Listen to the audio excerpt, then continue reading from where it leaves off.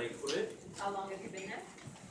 We purchased a home there. Well, actually, we've been there several years, but we bought a 1926 bungalow just a little over a year ago. Alright. What's your burning desire?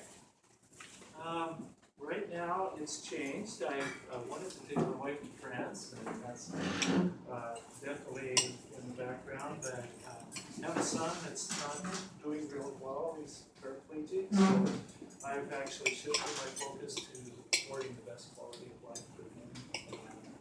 That's my burning desire, is to support him to the best of my ability. So that's number one. Number two. Something no one here knows about you. I'm not sure if I mentioned before, I was a rancher for a number of years. I took about 8 years, bought a ranch in southeast Idaho. Just went over there for some quiet and Cowboy boots and some dusters. cowboy, yeah, the dogs and horses. What's your key to success, Chic? Simple faith in God. Ladies and gentlemen, Chic, go back. What a privilege this morning to have 8 minutes of your precious time. I was talking with Dr. Paul this morning, and he reminded me of a beautiful principle that we all have needs this morning, and we all can think of challenges and problems that we have. But you know, if we stop and we really look a little deeper and consider all that we do have, I think we all have about 90% of what we could wish for. Isn't that beautiful? Wow. So sometimes we have a tendency to, I'm just confessing for myself here, I get to look at it, making that challenge or that problem that's kind of forefront, kind of poking me in the side. Oh my goodness, all the good. What a wonderful place to be in our lives. And I can't speak for all, but I'm very, very thankful that I can breathe, I can see, I can walk, I can grow, I can read. I see Rick smiling at that one. But all that we have, wow, we are so blessed, so gifted. There are areas in our life that deserve our attention, and we can improve. Isn't that wonderful? We can change things. If we have the heart and if we have the mind, we can affect change. It's a beautiful thing. I spoke last time, I think, about breathing. I'm passionate about what I do because it's very holistic. It looks at the therapy that I'm involved in and I'm trained in. Seeks to take a picture of the whole body and look for areas that aren't that 10% that's not what it could be. And it's based on a very careful assessment every session. I do have a recipe that I follow for 10 sessions, and that, just to outline briefly, that considers, first of all, our breathing, which I spoke about last time. We get the body open and the ribs expanded so that we get more oxygen and blood flow circulation to our brain. And then we go to our feet, which I'd like to talk just briefly about today. Our feet, how critical are they? 26 bones per foot times 2. 52 bones out of our 206 bones roughly in the body, that's 25%. And how many steps, Anthony, do you take? Just roughly. Take at least one. At a He's a time. wise man. He takes the next step. One at a time. 10,000 steps. 10,000. Right, everybody Excellent. with their Fitbit, You know, 10,000, I right? have a little pedometer I just bought, and I took 12,000 yesterday. I was quite thankful. That's the best I've done. An average, if I'm sedentary, 5,000-6,000 steps a day. Think about it. A lot of breaths, a lot of steps. therefore, we can conclude on that basis that our feet are critical. They take the contact, weight, our full weight. As we come down, we actually have 3 arches, and they all need to be working.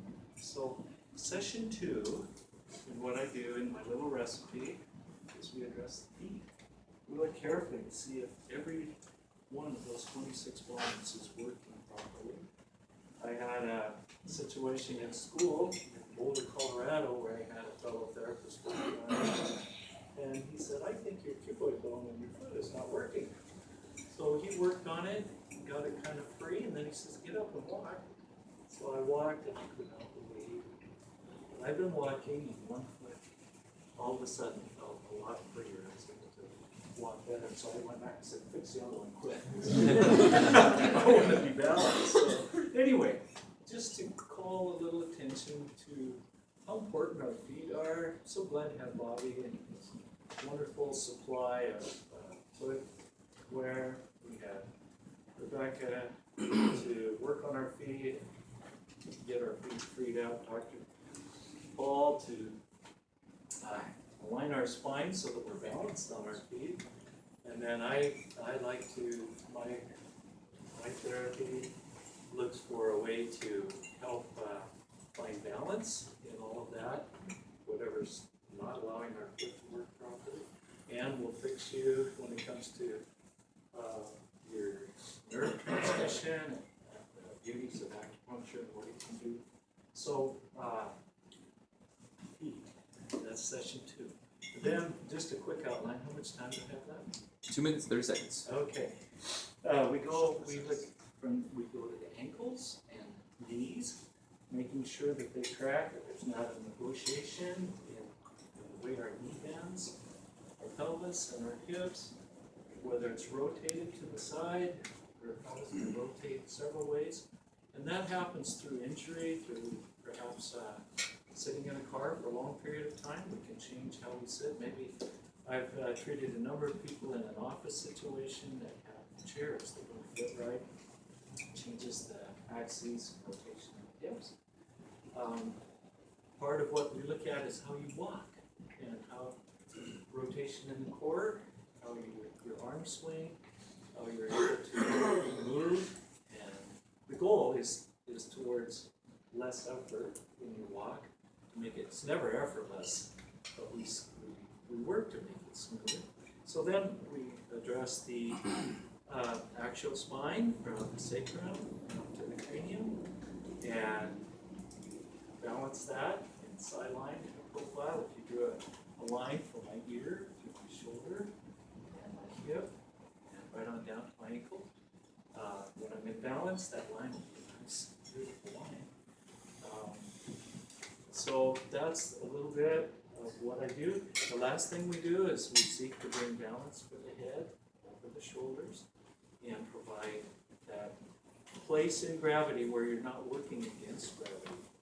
Gravity can be a friend in the sense that when we're in alignment with it, it holds us and it helps us balance. And if we're out a little bit, it actually becomes a weight. So here we are in this beautiful life. We have so much to enjoy, and it's wonderful that for the areas where maybe I have a shoulder that bothers me, I had a back injury and it stayed for a long time. I was able to get help for it. I feel so good. And what a beautiful thing is that we can be proactive. We can find an answer to those areas. But largely, don't we have a lot? I'm so blessed in so many ways. I find inspiration in that. I find strength. We have so much. So, any questions about what I do? It's not cheap? Yes. No. It's not cheap. Is that it? That's it. Okay. Yeah. Thank you so much.